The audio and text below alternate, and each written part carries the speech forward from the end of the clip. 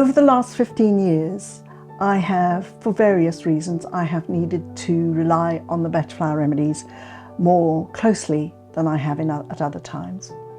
So I did a lot of studying and I found a greater depth in them than is normally seen by some of the other authors.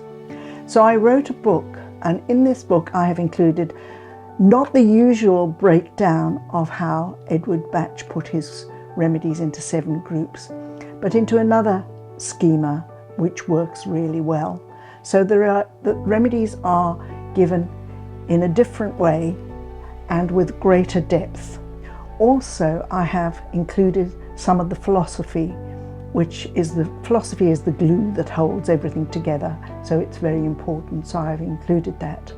I enjoyed writing it immensely, and I've had some wonderful feedback, and perhaps you would enjoy it too.